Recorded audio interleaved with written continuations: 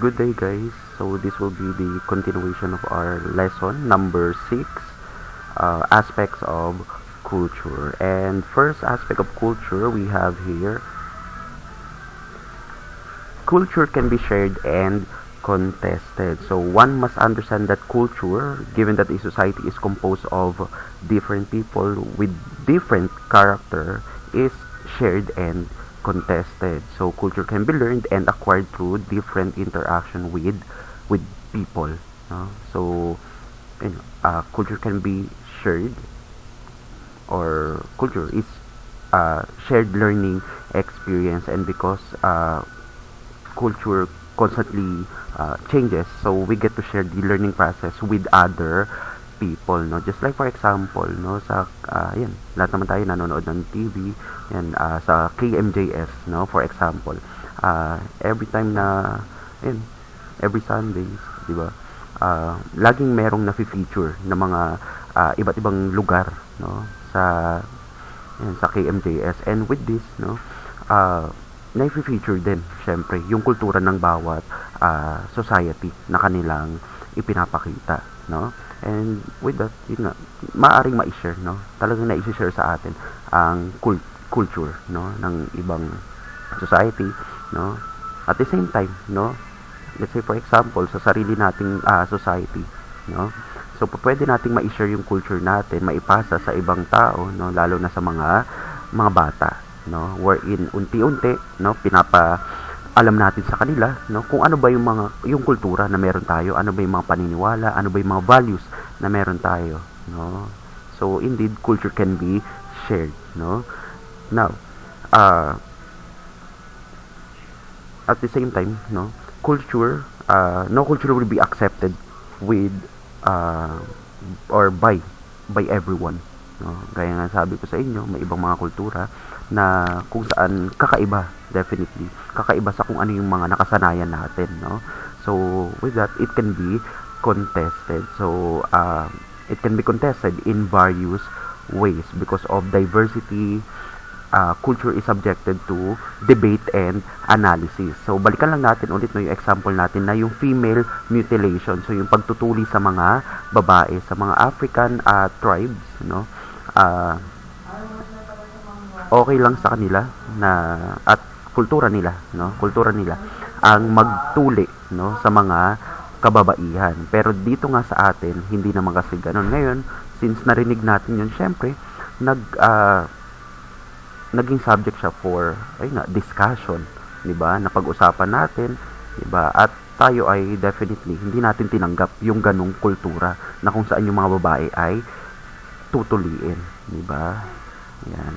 So with that, ayun nga, no, culture can be shared and contested, no? Next aspect of culture.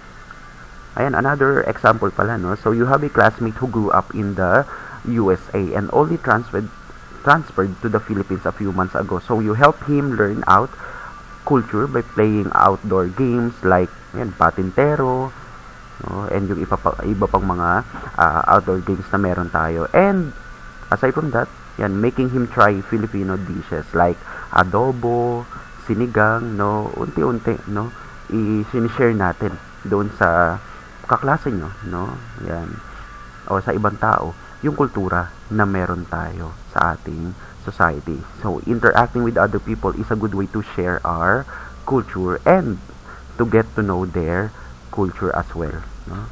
Next aspect of culture is culture can be learned and transmitted, no? Culture can be learned and transmitted through socialization. So society is definitely different from culture, no. Balikan lang ulit natin. So within a society, there are many diverse cultures. So while the members of society share many of the same expectation and experiences, no, so the cultural groups create ones that differentiate them from from others in the community, wherein so culture can be learned and transmitted through socialization. So balikan lang natin ulit, no, pag sinabi nating socialization, ito yung process, no, it is a process through which people learn to understand, the societal norms, expectation, and societal values as a member of the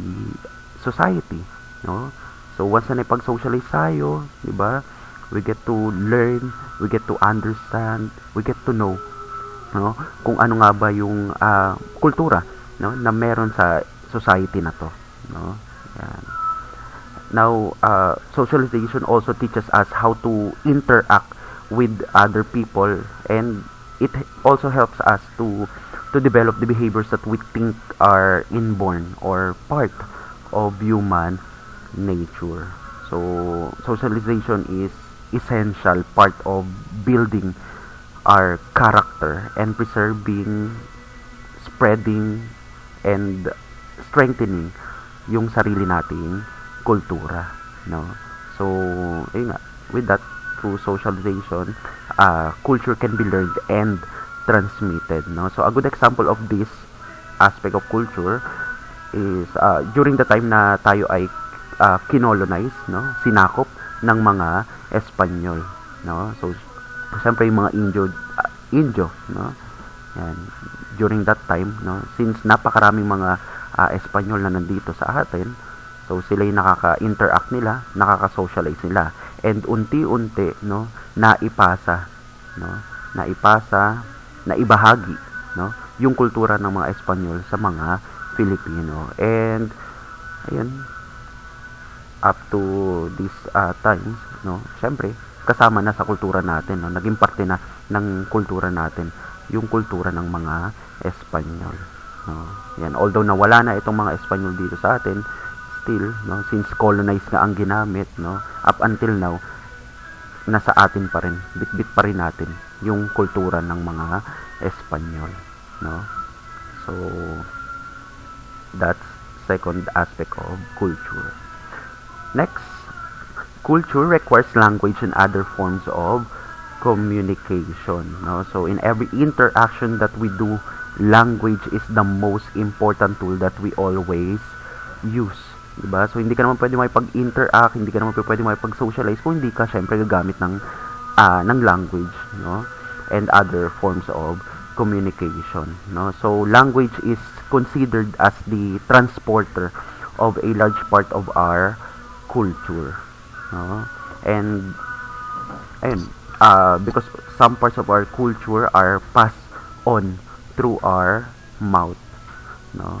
So syempre sa mga bibig natin, yan, sa atin mismo nanggagaling, no, na ipapasa natin, na i-share natin yung ating kultura, no. Now we can perform the patterns of social interaction through the use of language, no.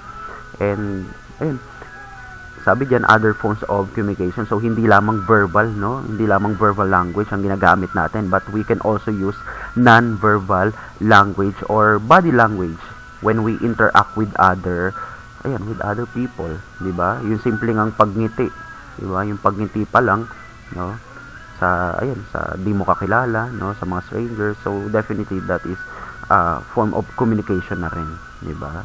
Nga lang hindi yun, wala ka nga lang binanggit na mismong salita, no, pero nakapag-communicate ka, no. So this shows that language, whether verbal or non-verbal, can help us learn and acquire culture, no. So that is number 3. And no, imagine na lang kung, di ba, language and other forms of communication, kung wala tayo nito, so kawawa, no, yung mga next generation, no. Bakit? Kasi nga hindi natin maipapasa yung mga bagay na di-discover natin sa time natin, di ba? Hindi natin maipapasa yung mai-share sa next generation o sa ibang mga tao, no. Hindi magde-develop yung mga civilization, no. Yan. Next, yan, culture is dynamic, flexible, and adaptive. So culture constantly changes and adapts to the current state of the society, no, and it continuously restores itself whenever customs are not fit in the current situation anymore. And yun nga, it does not remain stagnant, no. So yun, nagbabago ang ating kultura, o di naman kayo pwede siyang ma-restore, no? Pwede siyang bumalik, no? Depende sa sitwasyon, no? Halimbawa, yun nga, no? So, nung unang panahon, syempre, ang mga kasuotan ng mga Filipino ay alam naman natin, mga barot saya, di ba? Yung mga traditional na kasuotan ng mga Pilipino nga lang, since kasi, ayan, syempre, nagbabago nga yung kultura, no? Yan, nagiging makabago na yung panahon, di ba? Yan, ngayon, di ba? Ang mga babae, for example, pwede na sila, allowed na sila na magsuot ng mga maikling mga damit o yung mga see-through na mga damit, no? And then, yan, let's talk about the, ano naman, halimbawa lang, no? Yung mga nausong damit noon, no?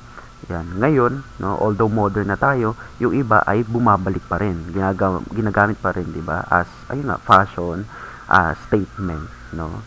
So, yun nga, it is dynamic, culture is dynamic, flexible, and adaptive, no? Next, yan, so culture has a set of pattern social interaction. So, ang best example nga nito, ayan, so gaya nga na nakikita nyo, we have here, ayan, yung simpleng pagmamano, pagpupo at opo, no? So, those are pattern social interaction, no? So, yun yung pinakamababaw na halimbawa nito, no? Ng set of pattern social interaction. Pero, yun nga, itong pattern social interaction ay nahati, no? Yan. Yan. We have here 5 patterns of social interaction. So, we have exchange, cooperation, competition, conflict, and coercion, no? So, gawin natin mas specific, no? Itong pattern social interaction. So, first, we have here exchange. It is the most basic pattern of socialization wherein the concept of this, ayun nga, pattern social interaction, exchange, no? Whenever we do something good, so anong ina-expect natin? So, definitely, we will receive something good in return, no? So, yun yung konsepto nitong exchange, no? So, kapag may ginawa tayong maganda, no, naniniwala tayo at ayun, ina-expect natin na may babalik at may mangyayari sa ating maganda rin, no? So, halimbawa, no, eto, example, you help your mother wash the dishes so that she will let you play outside with your friends, di ba? So, yun, tayo ay gagawa ng maganda kasi nga naniniwala tayo at na-expect natin na may maganda rin babalik sa atin. So, yun, halimbawa tayo, ng mga bata tayo, di ba, ginagawa, and up until now naman, malamang mayroon din naman sa inyong ganito na halimbawa para makagala, no, makalabas ng bahay, 'di ba, makapunta sa mga kaibigan. So anong gagawin nyo? Ayan, magpapakabuti muna kayo sa tahanan nyo, 'di ba? Yan, tutulong kayo maglinis ng ng bahay, maghuhugas, 'di ba, magwawalis, 'di ba? Yan, para pag humingi kayo ng pabor sa magulang nyo, 'di ba? Ina-expect nyo na yan, papayagan kayo, no? Pagbibigyan kayo. So that is exchange. Next, we have here cooperation. So, cooperation is when people or groups of people work together to achieve a common goal. Yan. So, kailangan natin pakikipag-cooperate, diba? Tulong, no? So, cooperation is considered to be essential for human survival because without cooperation, social life would be unmanageable, no? So, let's take as an example, no? Yan, yung cooperation between the husband and wife in raising their children. So without their cooperation, their children would not grow up the way they want him or her to be, no? So kung hindi makipag-cooperate, no, itong mag-asawa na to, yan, si mama at si papa, yan, halimbawa. So syempre yung yung anak nila, no, yan, hindi niya makukuha, hindi nila mabibigay, 'di ba, yung pangangailangan o yung pangarap na gusto nila dun sa anak nila, no? So, yun. Siyempre, itong cooperation, nangyayari din yan, definitely, sa iba't ibang mga grupo and, ayun, mga institution na meron tayo dito sa ating society, no? Next, yan. There are also negative social interactions that are necessary for us to develop and sharpen our behavior and culture, no? So, ito yung natitirang tatlo pa, no, dito. Yan, sa pattern social interaction. Although negative sila, no, still necessary pa rin sila for for us to develop, no, yung behavior natin, at the same time yung kultura natin as a whole, no. So una na diyan is competition, no. So yan, kahit anumang aspeto laging merong competition. So competition, it may be viewed as the opposite of cooperation, because instead of working together towards a common goal, so competing individuals or groups battle to achieve the target that only one can have, no. So definitely kapag mayroong competition, may isa lang talagang mananalo, magiging successful, no. Pero yun nga, no, although ayan, medyo negative yung dating, no, na may isa lang na mananalo, no. Syempre yung mga kasabayan mo sa competition, no, yun nga, hindi naman siya talo, kasi meron at meron pa rin naman siyang natutunan, and part yun ng pagde-develop ng sarili, no. For example, so you badly want to win the spelling bee competition because you want your parents to be proud of you. So anong gagawin mo, no? So you studied and practiced hard, and eventually nanalo ka, di ba? So whether or not you win, no, at least you got to enhance your spelling skills, no. Although may competition, kakompetensya na alam naman natin na may isang mananalo, no, at isang matatalo, pero yung natalo na yon, definitely hindi lang siya talo, kundi siya rin ay natuto, no. So yun nga, kumbaga mas magandang sabihin natin na palaging may winner, and then laging merong learner, di ba?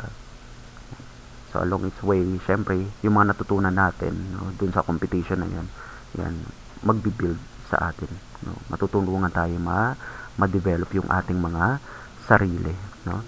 Next, we have here conflict. So conflict arises when people disobey rules, control a person by force, or hurt other people just to achieve their goals. But conflict isn't always considered as bad, no.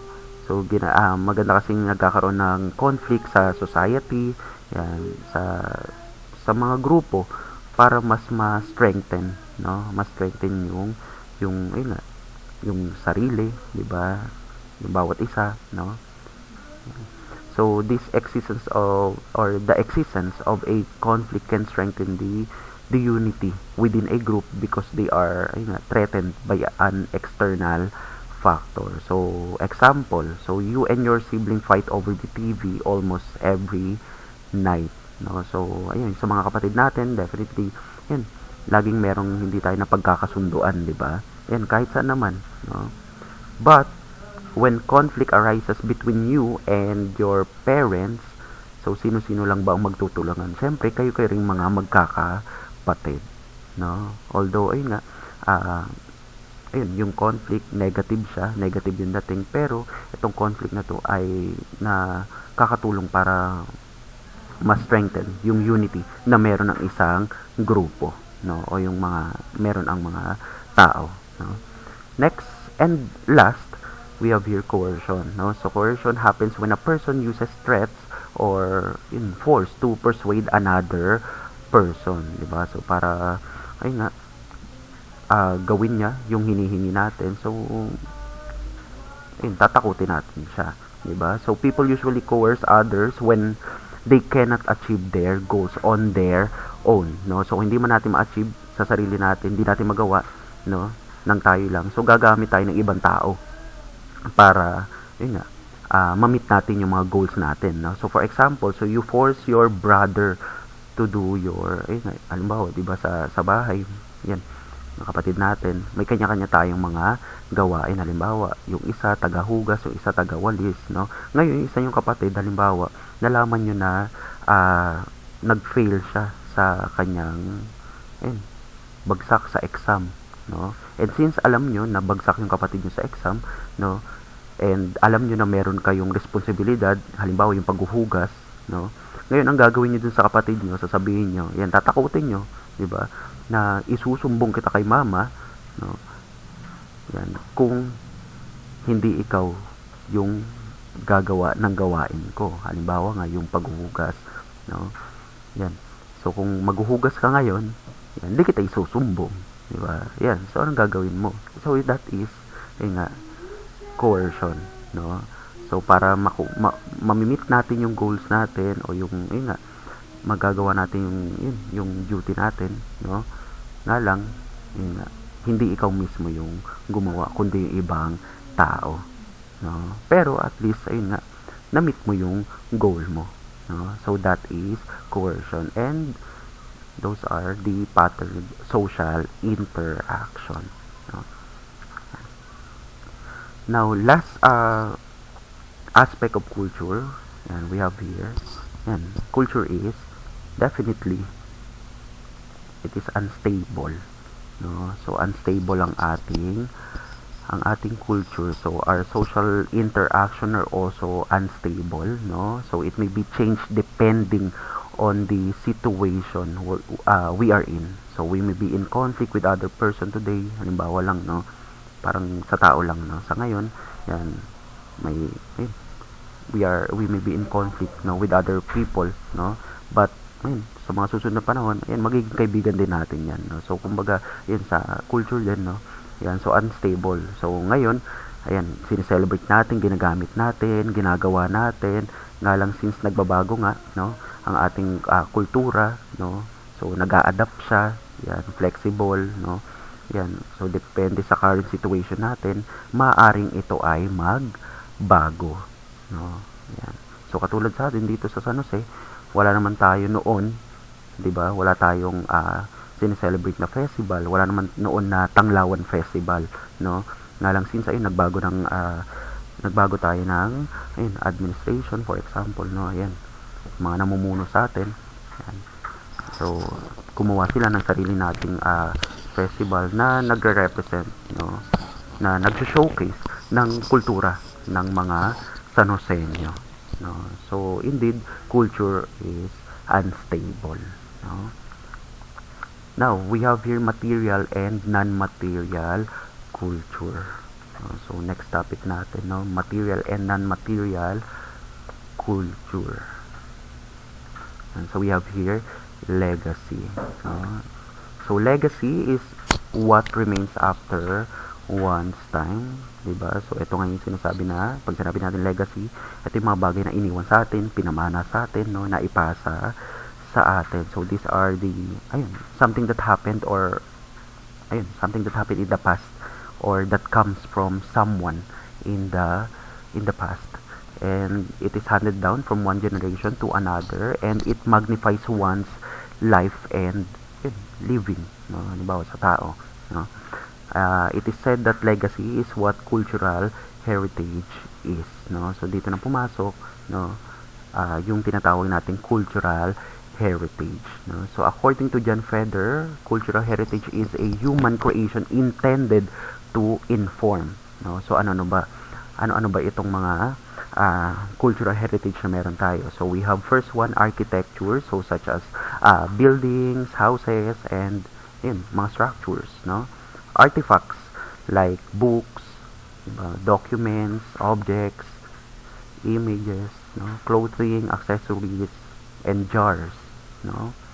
And things that made people who they are, like oral stories, values, laws, norms, rituals, and traditions. So those are what we call cultural heritage, no? Now, cultural heritage helps historians and archaeologists understand and decipher the way of living people of yesterday had, no. So yung uri ng way of living ng mga sinaunang mga tao, no, ng mga societies from the past, no. And dahil dito sa mga cultural heritage natin, no, na mas nai-interpret, no, ng mga historians and archaeologists kung ano nga ba yung way of living nga ng mga tao from the past, no. And through these objects we are presented with facts and figures which help us draw the landscape of the world once was, no. Now under ng cultural heritage, yan, so cultural heritage can be categorized into two. We have what we call material culture, or tinatawag din siya as tangible culture, and the other one is non-material culture or intangible culture, no? So material culture, so humans material inventions and innovations such as tools, weapons, instruments, and the likes, and they reveal multiple insights about our society's condition and its adaptation to the challenges and threats in order to maintain stability and order, no? So yun nga, gaya ng sabi ko sa inyo, tinatawag din siya as tangible culture. Pag sinabi nating tangible, no, it means perceptible, touchable, concrete, or physical, no, something na pwede nating mahawakan, no. So those are tangible culture. So a tangible heritage is a physical artifact or object significant to the archaeology, architecture, science, or technology of specific culture. Now, ano-ano ba tong mga tangible culture or material culture na meron tayo, no? So, objects that can be stored are included in this category. We have traditional clothing, yung mga traditional kasuotan, no? Utensils, vehicles such as for example, no, jeepneys, no? Documents, codes, laws, land titles, literature, no, and public work and architecture built and constructed by a cultural groups, no. So for example, yung mga buildings nga, no, yung mga historical places na meron tayo at this point in time, no, mga kino-consider natin as historical places, yung mga monuments, temples, graves, no, roads and bridges, no. So lahat yan ay kasama dito sa tinatawag nating tangible culture or material culture, no? Now, next we have your non-material culture, and it refers to the intangible ideas, no? So definitely yun nga, kabaliktaran, no, ng tangible culture. So ito naman yung mga bagay na hindi natin mahawakan physically, di ba? Yan. So it is more on beliefs, perceptions, and yun, mga traditions na meron tayo, no? So the differences in the perceptions of things define a person's brand of reality. So yun nga, kung paano natin tingnan, no, i-perceive, no, yung isang bagay, no, kung paano na, kung ano yung sa tingin natin, no, dun sa isang bagay, that will define our reality. So definitely, parang ano lang yan, no? Kung ano yung mga bagay na nasa isip natin, syempre, ito ilalabas din sa ating mga bibig, at ito rin ay may kita, no, sa ating mga actions, no. Yan. So kung ano yung mga pinaniniwalaan natin, it will define our reality, no. So tangible, intangible is the opposite of tangible. So unlike tangible heritage, an intangible heritage is not a physical or concrete item. So ano-ano bang mga bagay ang kasama dito sa intangible heritage natin? So we have songs, no?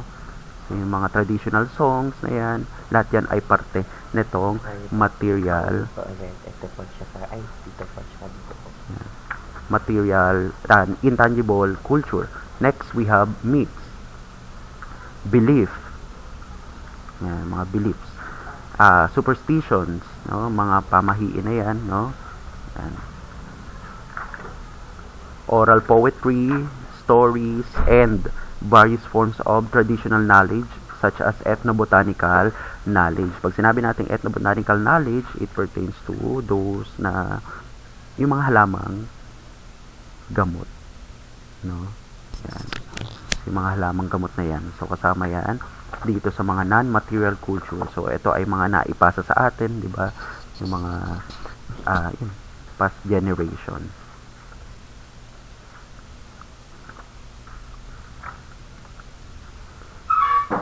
Now, culture of a human being does not mainly refer to physical, mental, or ideational elements, but to its ideas and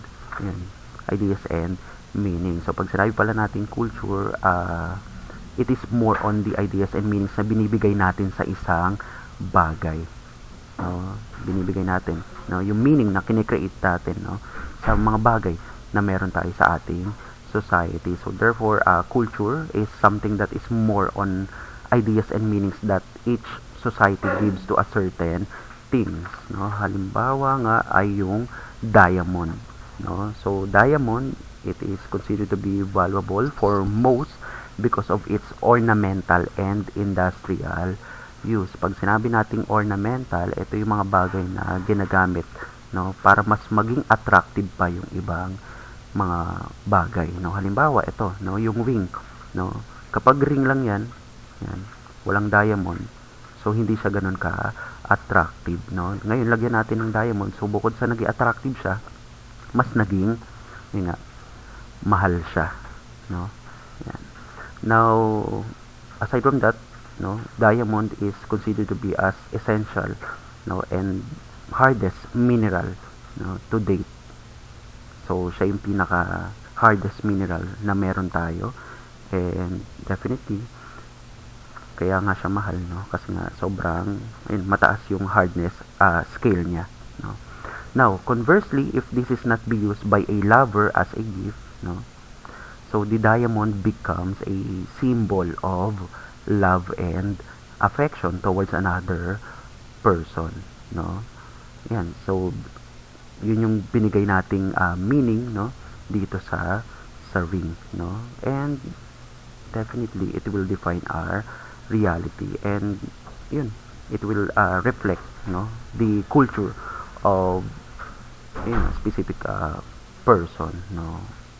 So the emotional value being represented by the diamond is a manifestation of cultural idea, and in this case, no, so hindi lamang siya ring, hindi lamang siya diamond, but in this case, the cultural idea na ibinigay natin ay love, no, love and affection, no, which is agreed upon by our society, no. Next is ito, yung maong pants, and itong maong pants, historically jeans were made for miners and cowboys lang, no. Sila lang ang gumagamit nito, sila lang ang nagsusuot nitong mga jeans na yan, no. And then Hollywood stars James Dean, Marilyn Monroe, and yun si Elvis Presley, no, they started using jeans in the 1950s, no, while portraying rebellious and non-conformist characters in their movies, no. So yan, way back no 1950s pa pala, no, ito na uso, ginamit, no, nitong mga Hollywood stars na to, no, as way of rebellion, no, or non-conformist nitong mga tao na to, no, mga Hollywood stars na ito, no. Now imitating them, teens from the hippie subculture began wearing jeans as a form of rebellion against the prevailing culture in the West at that time, and jeans gained even more popularity in the youth subcultures of punk, rock, and heavy metal in the 1970s and 1980s, no. So ginamit nila ang pagsusuot nitong jeans during that time, no, as form of rebellion, no. So may advocacy itong mga tao na to, no, during that time. Now bakit nga ba nila ito ginawa? Ano bang meron sa mga panahon na yon, no? Now hippies advocated non-violence and love, no. So during that time kasi guys, ang mga westerner ay naniniwala na dapat ang asawahin lang daw nila ay yung same nation nila, kasi kasama nila, no, kaparehong bansa lang din nila, no. And ayun, syempre marami mga tao na hindi gusto yung ganong idea, ganong kultura na asawahin mo lang is yung kababayan mo, no, kapareho mo ng bansa, no. And aside from that, no, meron din kasi at that point in time, meron din kasing war, no. Hindi lang ako sure kung anong mga bansa yung kasama doon, no, pero isa doon, no, ay yung Vietnam, no. And ayun nga, as part of their advocacy, no, or rebellion na rin, no, so anti-war movement, no. So at that point in time, no, isa sa mga popular phrase that time ay yung make love not war, no. And by the way, ang ibig sabihin ng hippies, no, Yan, yung hippie na tinatawag, no? Itong hippie na yan, ibig sabihin yan, no? Peace man, no? Yan, peace, 'di ba? Kasi nga meron nga, ayun nga, magulo yung society at that point in time, no? So, they are also called as flower children. So, kung napapansin nyo, yan, yung mga kasuotan nila, ang color, definitely, yung mga kasuotan nila ay makukulay at more on flowers ang design, no? Ng kanilang mga kasuotan. Now, they promoted openness and tolerance as alternative, no? During that time sa kultura na meron sila. Now, hippies often practice open sexual relationship and live in various types of family group, no? So yun nga, since love, no, yan, so sabi nga, love knows no boundaries, no? So kahit sino, yan, kahit regardless kung ano yung nationality mo, no, ano yung race na pinanggalingan mo, no, pwede nating asawahin, no? So yun yung kanilang advocacy, isa sa advocacy nila. Now, despite popular belief about hippies leading the anti-war movement, hippies generally prioritize breaking away from the mainstream culture and government rather than political activism. So, ayun nga, aside dun syempre sa kanilang advocacy, no, syempre, ginamit din itong mga hippies na to, itong kanilang advocacy para, yun, lumayo nga sa kung ano yung nakasanayan. So, ano yung mga usual na sinusuot, no, ano yung kultura na ginagamit at that point in time. Now, ito yung ilan sa mga larawan, no, nitong mga hippies na to. Yan, napapansin nyo yung mga jeans, ayan, ginagamit nila, and kung napapansin nyo, yung sa babang bahagi, no, itong mga jeans nila, napaka luwag, no, and then, ayan, more on ang mga design, no, mga kasuotan, mga kulay, may mga bulaklak, and ito yung ginagamit nila, symbol netong hippies. Yan. Then ito. Yan. Parang yung sasakyan na ginagamit doon sa Scooby-Doo. Yan. Then ito. Yan. Pag meron silang mga gatherings. Yan. Tutugtog lang dyan. No? Then party-party sila dyan. Then ito. Yan. Yan. Kung napapansin nyo. Diba? More on flowers ang design. And then ito. Yan. Nag-get together yan sila. Mga hippies yan. Yan, nga lang syempre, nagtandaan na. Yan. So, ito na sila. Now, for your assignment, ayan, so we have here, first assignment, so we have here, explore. So, what actions can social institutions consider to preserve our tangible and intangible heritage? And then, you have to give at least 3 materials or specific samples of each tangible or intangible heritage. And you have to give a short background about those objects. And then, what do you think? So, without documents or proof, there is no history. Agree or disagree. And you have to explain your answer. So, that will be our lesson for this video. So, ayan, gagawa ulit ako ng another video for the third part of our lesson number 6. So, i-upload ko lang siya at i-share ko, no, sa ating group chat, no. So, ayan, thank you for listening. Mag-iingat kayo guys, and bye.